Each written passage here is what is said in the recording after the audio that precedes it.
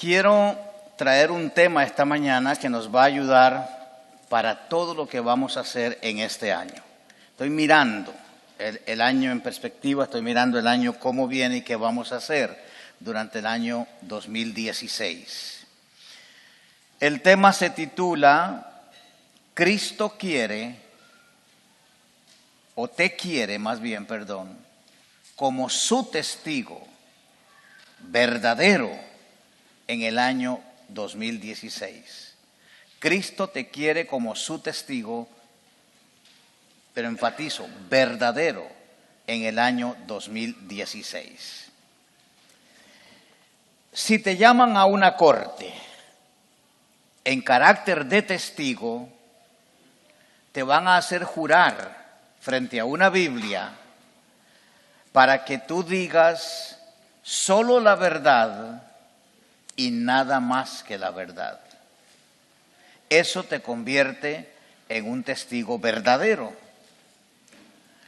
Pero si en esa corte tú das un testimonio falso, o dices una mentira, o inventas algo que no has visto, a eso se le considera un falso testimonio. Eres un testigo falso y hasta puedes ser juzgado y enviado a la cárcel. Recuerden que durante los primeros 24 días de este año estamos ayunando y lo estamos haciendo entre otras cosas con el propósito de consagrar nuestras vidas, establecer una conducta de vida que sea digna del Señor y establecer una actitud evangelizadora como modo de vida. Así que mientras caminamos nuestra jornada en la tierra, estas cosas son importantes hacerlas. Jesús dijo, mientras estáis yendo, haced discípulos míos. Eso quiere decir que todos nosotros estamos involucrados en ese mandamiento. Si usted se llama cristiano, usted tiene un trabajo, tiene una misión. Su misión es hacer discípulos.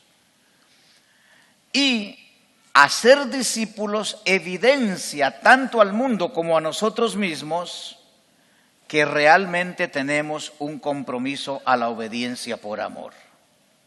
Es decir, vamos a ser medidos en gran parte por los discípulos que hagamos.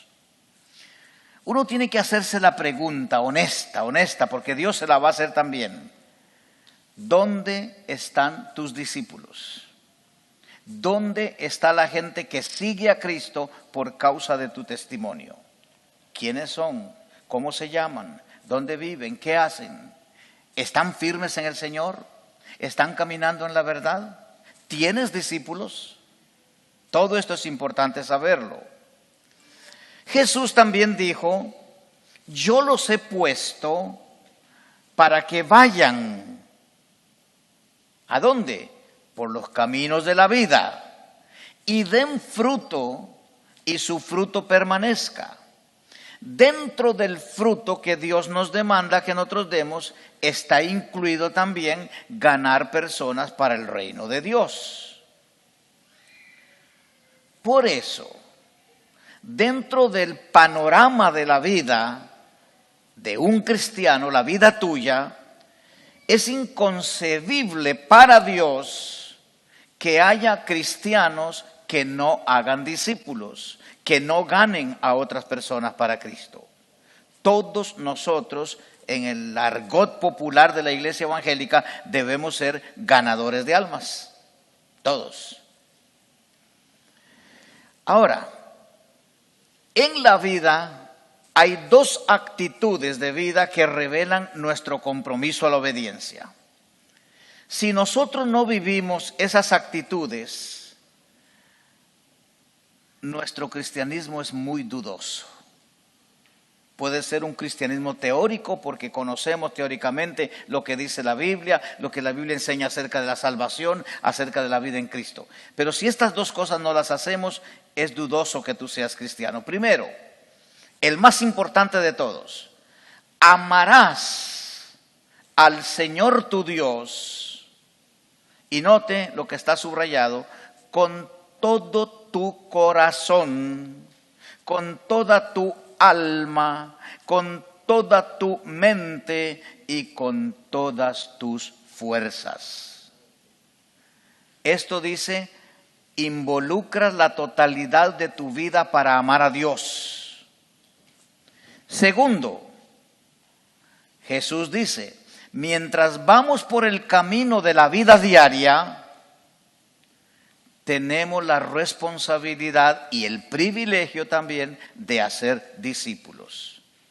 Estas dos cosas, amar a Dios y hacer discípulos, más el fruto del Espíritu Santo que nosotros producimos, es la trilogía que demuestra, que define y que puntualiza nuestra relación con Dios. Esto dice si eres o no eres un cristiano. Hay un texto bíblico que nosotros no podemos ignorar esta mañana y quiero trabajar con eso con ustedes. Es Hechos 1, del 6 al 9. Así que, mientras los apóstoles estaban con Jesús, esto ocurrió después de la resurrección, le preguntaron con insistencia, Señor, ¿ha llegado ya el tiempo de que liberes a Israel y restaures nuestro reino?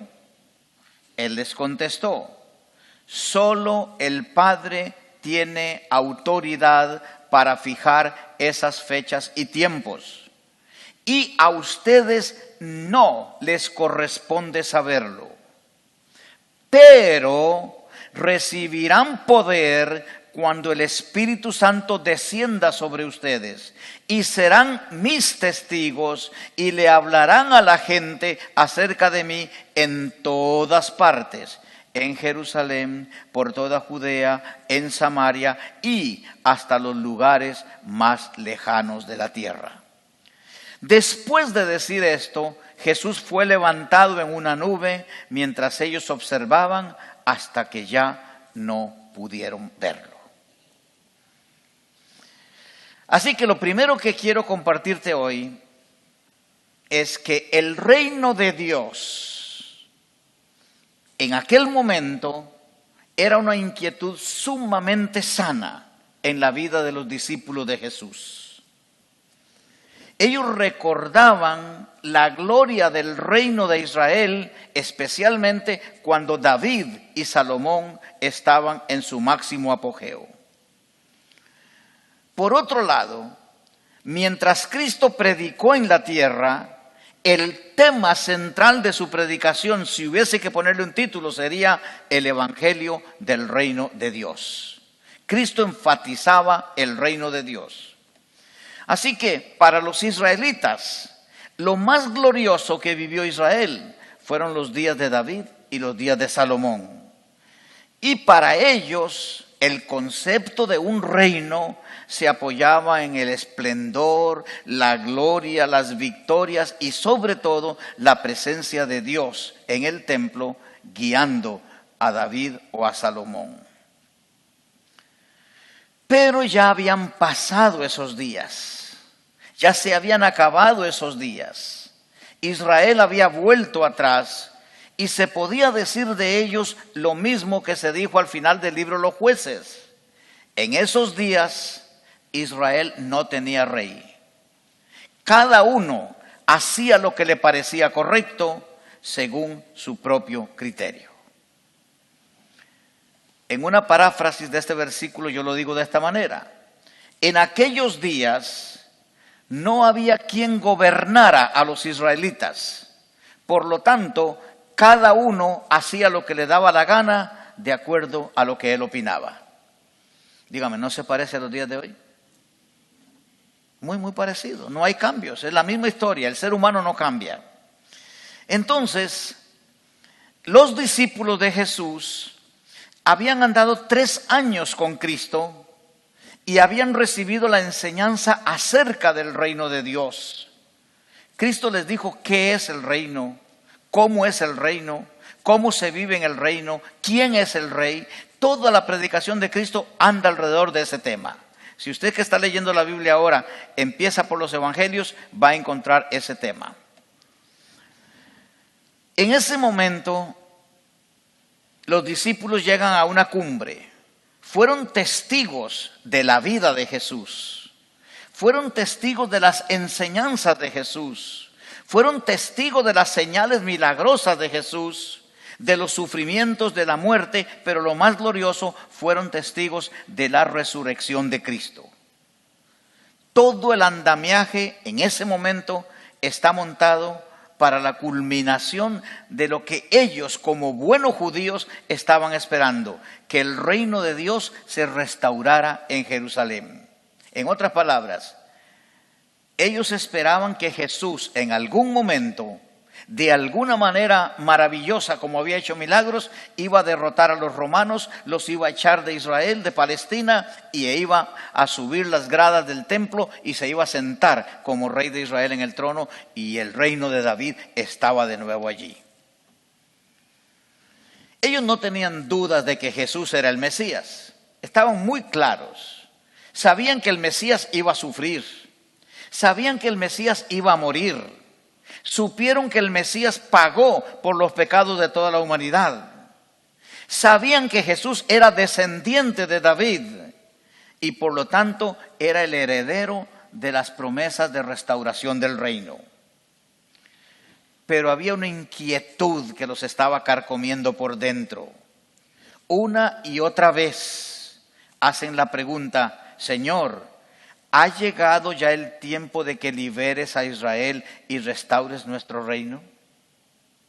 Si usted ve el texto que leímos antes, dice, preguntaron insistentemente. Es muy interesante que en el idioma en que se escribe el Nuevo Testamento, en el griego, la palabra preguntar significa insistir con vehemencia en algo que uno quiere saber. Y así lo dice el texto. Preguntaron insistentemente, es decir, una y otra vez: Señor, ¿restaurarás el reino? Señor, ¿vas a restaurar el reino? Señor, ya está todo cumplido, ¿vas a restaurar el reino? Ellos estaban ansiosos por la restauración del reino de Israel. Pero da la impresión de que todavía no habían entendido lo que Jesús había enseñado acerca del reino. Jesús había dicho: mi reino no es de este mundo. Así que no esperen que en Jerusalén se instaure el reino. Mi reino es una entidad espiritual. No traten de ver algo físico, material. Es algo espiritual. Mi reino no es una entidad política enclavada en un cierto lugar. Así que no esperen que yo lo haga en Jerusalén. Por eso la respuesta que Cristo les da los dejó fríos. No la esperaban. Jesús les dice: solo el Padre tiene autoridad para fijar esas fechas y tiempos, y a ustedes no les corresponde saberlo. Hay muchas denominaciones y grupos, y en nuestros días aparecen a cada rato también, gentes que les encanta jugar con los números de las profecías de Daniel, de Ezequiel, del Apocalipsis, y nos dan fechas. Hace poquito había un señor por ahí que andaba diciendo: el 19 de octubre del 2014 viene Jesucristo. Pasó el 19 de octubre y no vino Jesucristo. Él dijo: me equivoqué por un año. Oh, Espíritu Santo, el de ese hombre, ¿verdad? Se equivoca. Gracias a Dios que nosotros no tenemos ese. No, va a ser el 19 de octubre del 2015. Pasó el 2015 y no ha venido Jesucristo. Carlos Russell, el fundador de los Testigos de Jehová, dio 27 fechas distintas para la venida de Cristo y no vino. Entonces, para resolver su conflicto, dijo: es que vino en el Espíritu y nadie lo ha visto. La Biblia dice: cuando Él venga, todo ojo le verá. ¿Ve cómo se contradicen? Jesús está diciendo: a ustedes no les corresponde saber cuándo esas fechas van a ocurrir. Pero sí dice algo: estén preparados y oren. ¿Ve la diferencia? ¿Ok? Entonces, Jesús está diciendo algo interesante. Él les está diciendo a ellos Para mí es más importante que la dinamita del Espíritu Santo explote en sus vidas a que ustedes sepan fechas de la venida mía. Y entonces les da esa respuesta. Solo el Padre tiene autoridad para fijar esas fechas y tiempos, y a ustedes no les corresponde saberlo. Lo que Jesús está diciendo es: dejen a Dios tener sus secretos. Eso es todo. Dejen que Dios sepa lo que sabe. Y no trate usted de meterse en la mente de Dios para saber lo que Dios sabe. Lo que usted tiene que saber, sépalo, entiéndalo, vívalo. Pero lo que usted no tiene que saber, no especule sobre eso. A usted no le interesa. No es parte de lo que Dios quiere para su vida. Moisés lo dijo de esta manera: el Señor nuestro Dios tiene secretos que nadie conoce. No se nos va a pedir cuenta de esos secretos. Sin embargo, nosotros y nuestros hijos somos responsables por siempre de todo lo que se nos ha revelado, es decir, de lo que ya sabemos, a fin de que obedezcamos todas las condiciones de estas instrucciones. Cristo lo dijo parecido, Marcos 32. Sin embargo, nadie sabe ni el día ni la hora en que sucederán estas cosas, ni siquiera los ángeles del cielo, ni el propio Hijo. Solo el Padre lo sabe. Y ya que ustedes tampoco saben cuándo llegará ese tiempo, manténganse en guardia y oren, estén alerta. Esa es nuestra actitud. Mantenernos en guardia, mantenernos velando, estar alerta, estar orando, porque como yo no sé cuándo el Señor venga, tengo que estar listo para hacer y vivir lo que Él me manda. Yo me imagino que cuando los discípulos oyeron esa respuesta, se quedaron confundidos, perplejos, y se preguntaron entre ellos: ¿y ahora qué va a pasar? Nosotros anduvimos con Él 3 años para que estableciera el reino en la tierra. Él dice que ni Él sabe cuándo va a ser. Si no sabe Él, mucho menos nosotros. Entonces, ¿qué va a pasar? La respuesta de Jesucristo viene y les dice, y esto tiene que ver con los días que estamos nosotros ayunando, con la misión que Dios nos ha dado como iglesia, con lo que estamos visionando para el año 2016. Pero, dice Jesús, recibirán poder cuando el Espíritu Santo descienda sobre ustedes, y serán mis testigos y le hablarán a la gente acerca de mí en todas partes, en Jerusalén, por toda Judea, en Samaria y hasta los lugares más lejanos de la tierra. Sí, la respuesta sorprende totalmente a los discípulos. Estamos esperando y hablando de una cosa y Cristo nos cambia el tema y nos habla de otra cosa. ¿No le ha pasado a usted eso? Que usted pregunta algo y le responden otra cosa. Eso era muy típico en Jesucristo. Él lo hacía muy seguido. Le preguntaban algo y él respondía otra cosa, porque su visión iba en otra dirección.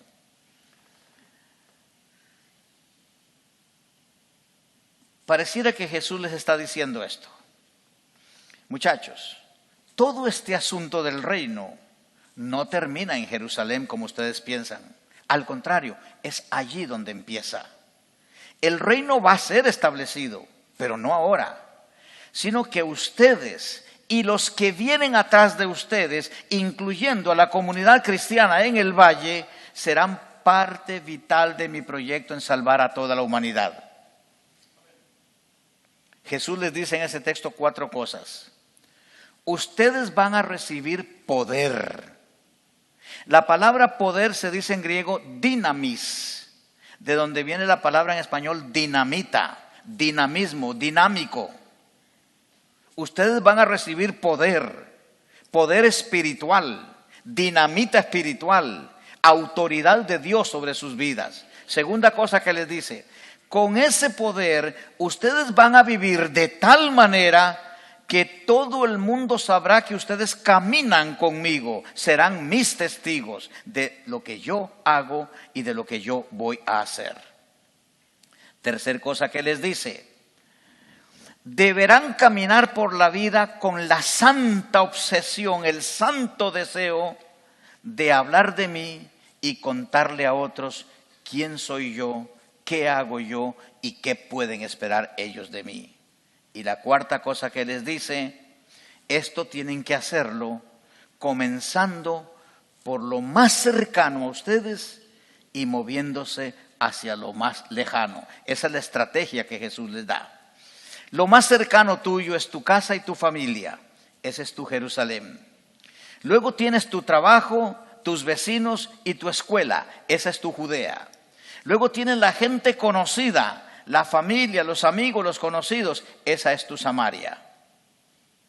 Y de ahí en adelante, el resto del mundo. ¿Tú no piensas que Dios te pudiera estar llamando para que vayas a otro país a predicar el evangelio? O que Dios te trajo de tu país a este país para que prediques el evangelio. Si es así, tú eres un misionero. Tú estás en alguna parte del resto del mundo. Tú tienes tu mundo, naciste en tu mundo, conoces tu mundo, pero Dios te ha movido o Dios te quiere mover. Piénsalo seriamente. Algo importante. Los discípulos habían discutido muchas veces cuando Jesús estaba con ellos, ¿cuál de nosotros va a ser el más poderoso? ¿Será Pedro, que es tan hablador y tan arriesgado y que siempre se tira para adelante? ¿O será Judas, que es el que tiene la plata? ¿Será Mateo? ¿Quién será el más poderoso? Jesús los bajó de su sueño. Cualquiera de ustedes que quiera ser grande, que quiere ser poderoso en el reino de Dios, tiene que convertirse en siervo de los demás. Y la palabra siervo en griego quiere decir esclavo. Así que si tú aspiras a un puesto grande en las cosas de Dios, empieza por abajo. Empieza lavando los baños, empieza limpiando los pisos. Pero yo oigo a Julio, cómo sufre Julio cuando le pide a alguien que le ayude a venir a limpiar y la gente le dice, ¿y por qué yo? La iglesia tiene plata, paguen a alguien para que limpie. Lo triste es que el que dice que la iglesia tiene plata no diezma. Ven los problemas que tenemos. No hay espíritu de siervos, no hay espíritu de esclavos, pero queremos trato de reyes. Jesús sabe y lo enseña que cuando Él no esté en la tierra, su vicario, es decir, su representante en la tierra, con igual poder al de Jesús, con igual gracia, con igual visión, con igual misión, es el Espíritu Santo. Jesús no dejó a ningún hombre en particular, llámese papa, obispo, cardenal o como sea, como su representante en la tierra. El representante de Cristo en la tierra es el Espíritu Santo. Él está con nosotros, Él está en medio de nosotros, Él nos guía a toda la verdad, Él nos recuerda las palabras de Cristo, Él nos enseña todo lo que nosotros debemos aprender en su palabra. Ahora, cuando el Espíritu Santo está en la tierra, detiene la obra de Satanás. Pero Satanás sabe que cuando Jesús no está, Él puede acelerar y tomar ventaja y habrá una lucha de poderes donde sus seguidores, los de Cristo, van a necesitar una gracia sobrenatural para enfrentarse al diablo. No trate de enfrentarse al diablo en su propia fuerza, lo revuelca. Yo les conté el testimonio que a Marta y a mí nos pasó hace muchos años, cómo intentamos con nuestra fuerza, suponiendo que sabíamos cómo hacerlo, nos metimos con demonios y nos revolcaron. No lo intente si usted no tiene ese poder. No lo haga.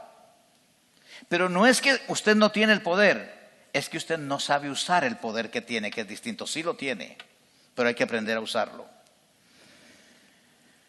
Por eso Jesús, conociendo esto, le dice a los discípulos, el problema no es cuándo yo voy a venir. El problema es que cuando yo venga, yo quiero encontrarlos haciendo lo que les mandé hacer. Y para eso van a recibir poder. Les dice que ese poder está relacionado con la llenura del Espíritu Santo. La llenura del Espíritu Santo es el control que el Espíritu tiene sobre tu vida, el cual está garantizado que tú puedes tener cuando tú lo quieras. ¿Cómo comenzó a cumplirse todo esto? El día que la iglesia fue inaugurada en Pentecostés. Ese día todos, dice la Biblia, fueron bautizados con el Espíritu Santo y fueron sumergidos en un solo cuerpo que es la iglesia. Algunos creen que la llenura del Espíritu Santo o el bautismo con el Espíritu Santo es una serie de experiencias extáticas donde tú hablas lenguas que nadie comprende, donde ocurren milagros y manifestaciones sumamente poderosas. No. La llenura del Espíritu Santo es sencillamente que el Espíritu de Dios toma tu vida y te sumerge dentro del cuerpo que es la iglesia, y a la iglesia es la que el Espíritu Santo usa, no a ti en particular.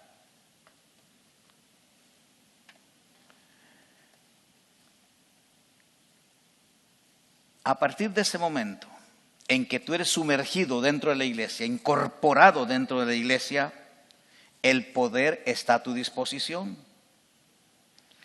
Pero hay muchos que lo dicen. ¿Por qué yo me siento vacío espiritualmente? ¿Por qué no tengo poder? ¿Por qué me siento débil en el espíritu? Y dicen muchas otras cosas más. La razón es muy sencilla. Si no tienes poder es porque ya estás perdiendo la guerra. Estás luchando en tu propia carne y así nunca vas a vencer. Acuérdate que el negocio del diablo aquí en la tierra es debilitarte, quitarte poder. El diablo anula tu testimonio cristiano para que otros no vean a Cristo en tu vida, para que la luz de Cristo no se refleje en tu rostro. Por esa razón hay muchos que no tienen poder. Pregunta, muy simple.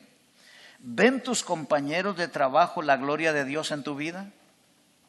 ¿Ven en tu casa la gloria de Dios en tu vida? ¿Ven tus hijos la gloria de Dios en tu vida? Si no la ven, estás perdiendo la guerra y no tienes poder. Es muy simple. Los test de Dios, la manera como Dios nos prueba es muy fácil.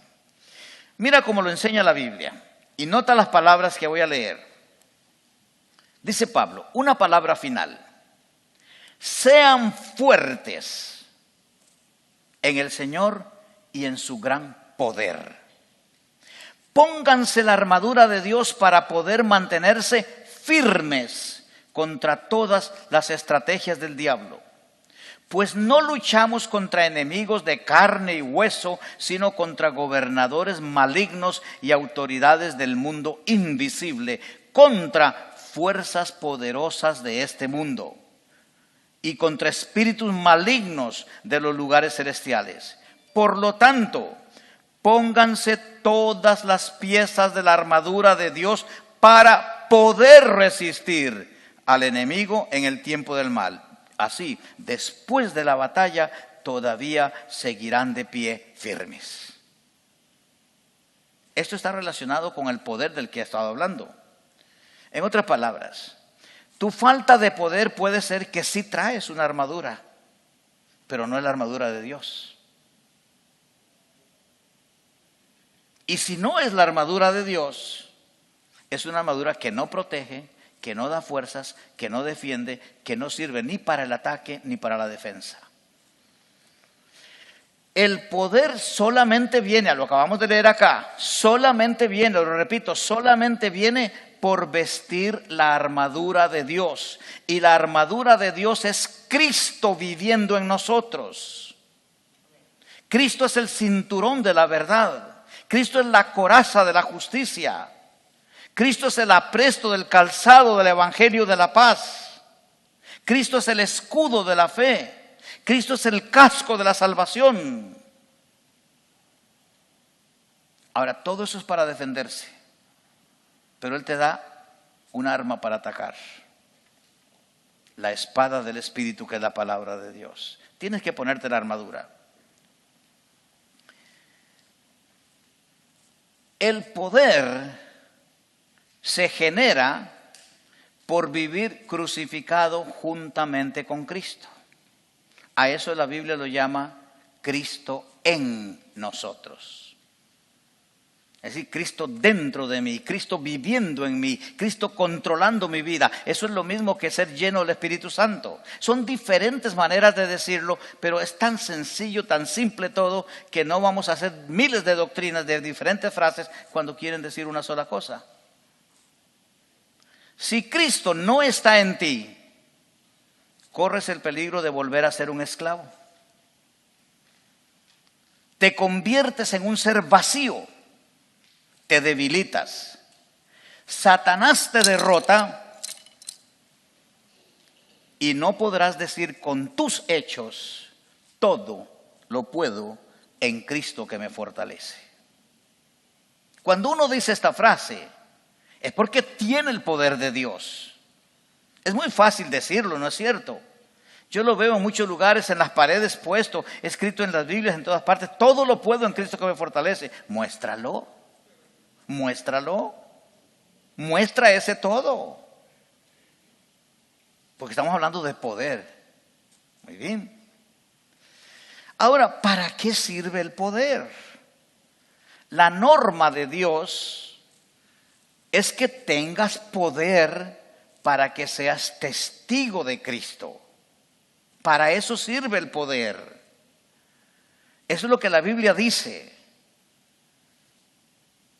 Y hay una cosa en todo lo que hemos hablado que manifiesta la grandeza de ese poder en tu vida.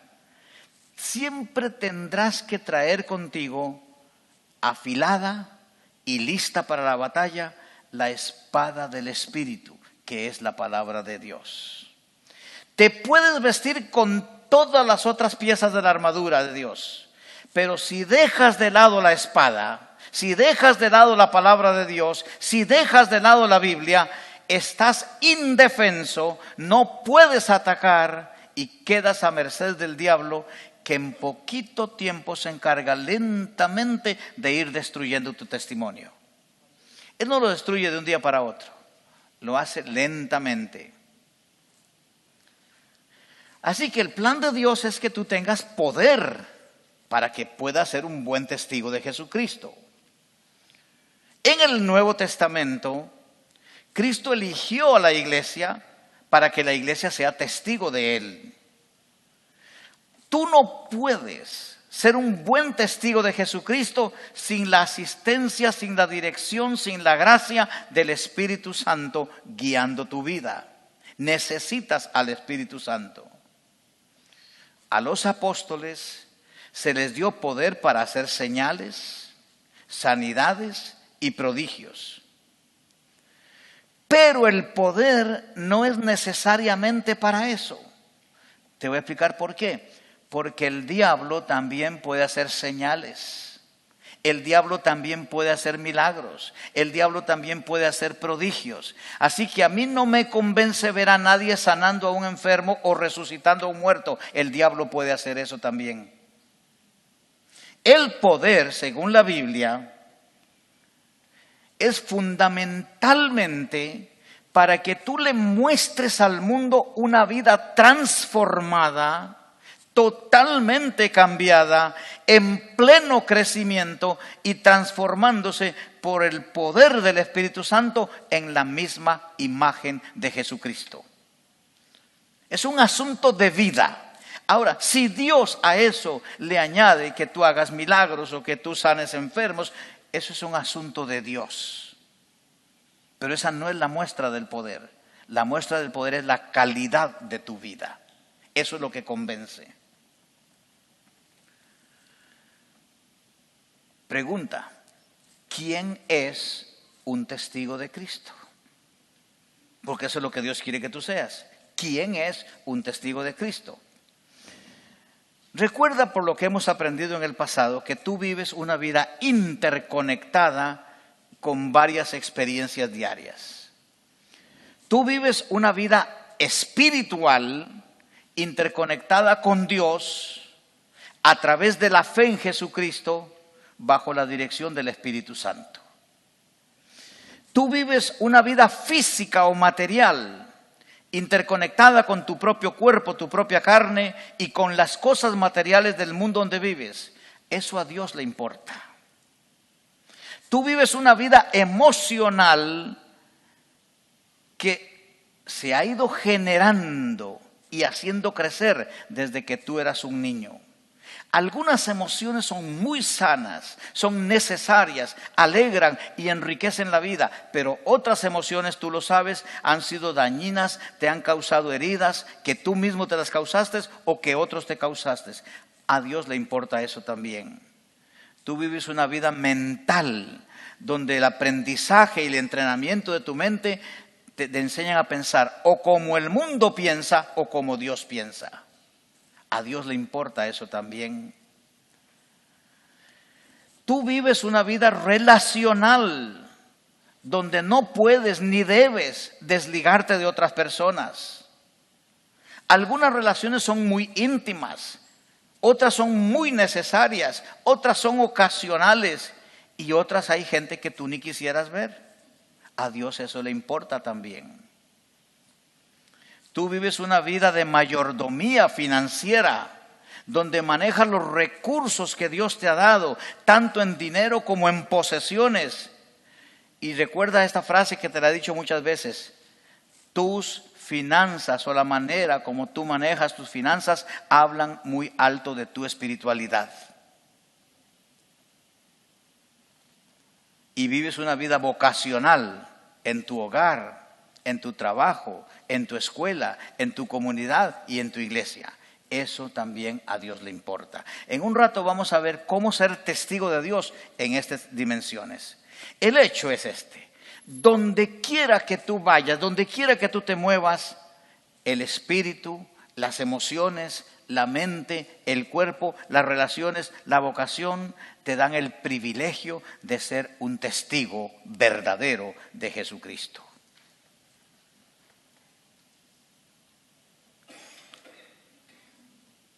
Si tú quieres ser un testigo de Cristo en tu vida espiritual, tendrás que ser el mejor cristiano que el Espíritu te lleve a ser. Te lo digo muy claro, que nunca se te olvide, que lo guardes en tu corazón para siempre. Dios no trata con vidas mediocres. Voy a ver si acaso. Olvídate que Dios va a tratar contigo así. Dios no trata con vidas mediocres. Dios no trata con cristianos tibios. Jesucristo dijo: si hay cristianos tibios, yo los vomito de mi boca. Tu relación con Dios tiene que basarse en hábitos de vida que tú aprendes a lo largo del camino con Él. Por ejemplo, debes ser un lector de la palabra, debes ser un oidor de la palabra, debes ser un hacedor de la palabra, debes ser un estudiante de la palabra. La palabra de Dios es el manual del fabricante para tu vida. Tienes que consultarlo todos los días. No hagas como hago yo. Compro un aparato o algo que quiero usar y inmediatamente lo enciendo y lo pongo a trabajar, y cuando se descompone busco el manual. Primero lee el manual, aprende cómo funciona y después lo enciendes. Igual con la vida cristiana. Primero lee el manual, entiende lo que dice el manual, entonces vive lo que dice el manual, para que no termines haciendo otra cosa que Dios no dice que hagas. Por eso aquí en la iglesia estimulamos la lectura de la Biblia diaria. Si no lo estás haciendo, cualquiera que sea el plan que has elegido, estás rechazando el privilegio de oír a Dios. Para algunos de nosotros, nuestro papá o nuestra mamá ya no está aquí. Sin embargo, en mis oídos, continuamente, pero suena tan clarita la voz de mi mamá: Carlos, ese tono así, Carlos, está allí, lo tengo grabado, pero ella no está aquí. Así que es dentro de mí donde está eso. ¿No será que Dios quiere llamarte y hablarte y decirte algo? ¿Quiere hablar contigo? ¿Y tú no quieres hablar con Dios?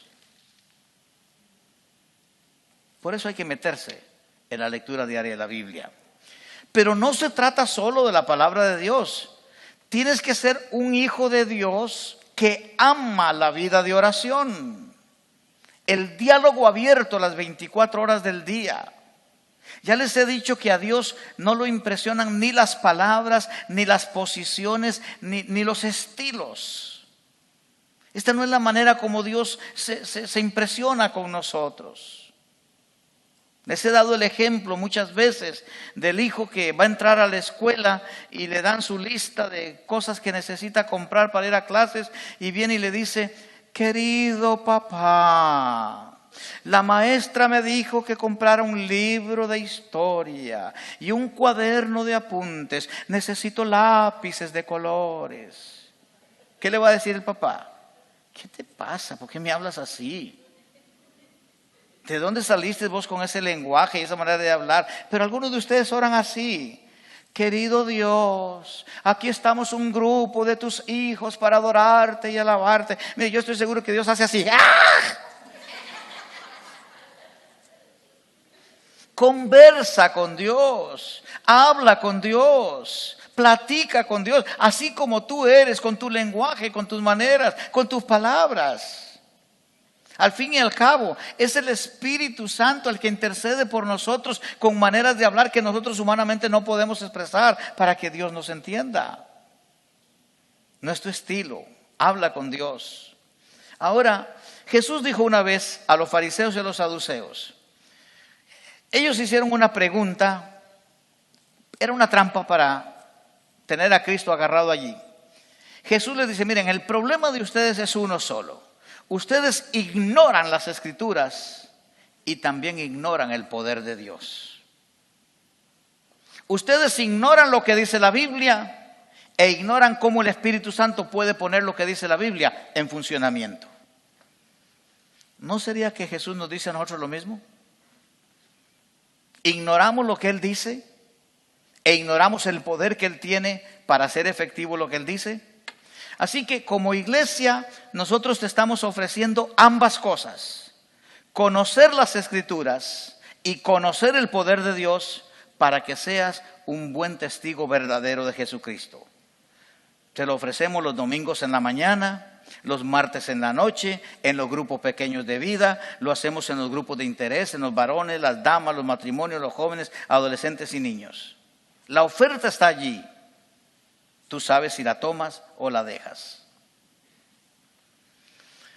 Por otro lado, tú tienes que ser un testigo emocional de Cristo. Debes presentarle a Dios una vida sana o en proceso de sanidad emocional. No puedes ser un testigo efectivo de Jesucristo viviendo como esclavo de tus emociones pasadas, conflictos sin resolver y sobre todo una vida sin perdón y sin perdonar. ¿Cómo es posible que tuviste conflictos hace 20 años atrás y todavía vives con la amargura de esos conflictos, con el dolor de esos conflictos? Todavía no has perdonado a las personas que te hicieron daño, pero tampoco te has acercado a ellos para hacer la paz. No puedes servirle a Dios viviendo de esa manera. Tienes que sanar tu vida emocional. Debes ser también un testigo mental de Jesucristo. Tienes que tener mentalidad de estudiante. Debes querer aprender. Debes ser enseñable. En otras palabras, tienes que saber ser un discípulo entrenándote a los pies de los líderes que Dios te dio en la iglesia, de los líderes de tu grupo pequeño o de otras actividades de la iglesia. Es más, tú mismo tienes que sentarte a estudiar tu Biblia en tu casa. Yo no estoy hablando de que tomes un capítulo entero de la Biblia y trates de entenderlo de una sola sentada. Eso no lo hace nadie. Quédate con un versículo nada más, pero mastícalo, profundiza allí hasta que Dios te revele lo que te quiere decir para la vida en ese pasaje. Debes ser también un discípulo relacional de Cristo. Tienes que tener una buena relación con tus hermanos en la fe. Tú no eres una comunidad aislada. Tú eres parte de un cuerpo, el cuerpo de Cristo que es la iglesia. Debes ser un testigo financiero de Cristo. Debes manejar bien tus finanzas, sean muchas o sean pocas. Debes darle a Dios lo que es de Dios y más allá aún. Debes ofrendar a la iglesia y debes ayudar a tus hermanos en necesidad y debes hacer un ahorro mensual de tus entradas. Dios te va a pedir cuentas de tu mayordomía del dinero. Al que es fiel en lo poco, sobre mucho lo pondré. ¿Sabes por qué anoche no te ganaste el Powerball? Porque no eres fiel en lo poco. ¿O no me vas a decir que no lo compraste? Ay, no, hermano, yo soy cristiano, yo no juego lotería. Mire, yo le garantizo que yo le pregunto a 7 pastores amigos míos que si lo compraron, sí lo compraron. Es una tentación, ¿no es cierto? 985 millones de dólares y ahora el martes son 1.300 millones de dólares. Si yo me lo gano, ya yo sé lo que voy a comprar. Me voy a ir a comprar toda la esquina en la calle Vine y la Victory, donde está el Target, y me compro toda esa propiedad y la que está al lado, y ahí construimos la iglesia. Oiga, si Dios quiere eso, yo no sé. Pero yo lo voy a intentar. ¿Me está entendiendo? Es decir, no es para mí, no es para ti, es de Dios. Nada tienes en tu bolsillo que tú puedas decir, yo me lo gané a puro trabajo, a puro sudor mío. No. Dios te dio las fuerzas, Dios te dio la habilidad, Dios te dio el conocimiento, Dios te dio la gracia. No eres tú. Entonces lo que te has ganado es de Dios. Dale a Dios lo que es de Dios. Aprende a hacer un ahorro. Aprende a hacer un ahorro. Es importantísimo ahorrar. Repito, Dios te va a pedir cuentas de tu mayordomía. Y finalmente, si tú quieres ser un buen testigo de Jesucristo en tu trabajo, entonces tienes que ser el mejor trabajador, sin importarte cuál sea el puesto que tienes. No importa si eres el conserje, si eres el mandadero, si eres el gerente o el director ejecutivo. Tienes que ser el mejor por el mero hecho de ser cristiano. Así tiene que ser. La gente no quiere oír nada acerca de Jesucristo en la boca de un trabajador mediocre, pero van a hacer fila para poder hablar con el mejor empleado de la compañía. ¿Sí o no? La gente te va a buscar. ¿Por qué razón? Porque la mediocridad no calza en los planes de Dios.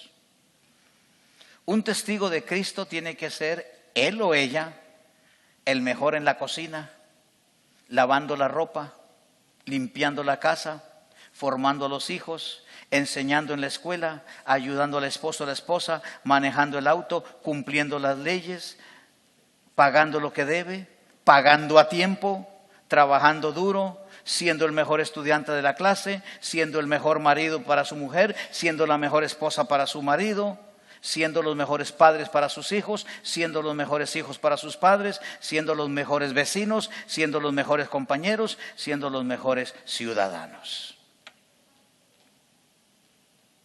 Dios no dice que seas excelente porque vas a fallar, vas a cometer errores.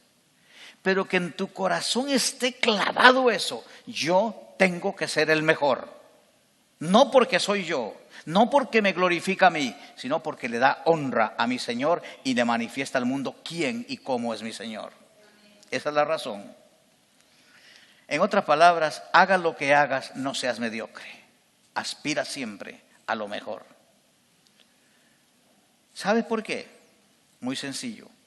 Porque siempre, repito, siempre, tus hechos van a hablar más alto que tus palabras. Tú le puedes decir a 10,000 personas que tú eres cristiano, pero si no ven tu cristianismo en acción, no te van a creer. ¿Por qué Billy Graham tenía y tiene tanta credibilidad? Por la integridad de su vida. No es por ninguna otra razón. Que fulano de tal hace milagros, que fulano de tal aquí y allá. No me convence eso. Hace unos días, mirando en televisión, vi a uno de estos famosos que algunos de ustedes ven en la televisión también. Cuando pasan a una señora en silla de ruedas a la plataforma, y él agarra su chaqueta, se la quita y ¡pah!, la tira al suelo. Y la señora se levanta caminando. Al día siguiente, otro evangelista en otra parte, con la misma señora, la hizo caminar otra vez. Quiere decir que la señora camina, se vuelve a caer, se vuelve a sentar y vuelve a caminar y vuelve a sentar. ¡Qué negocio más descarado! Y la gente lo sigue y les llueve la plata.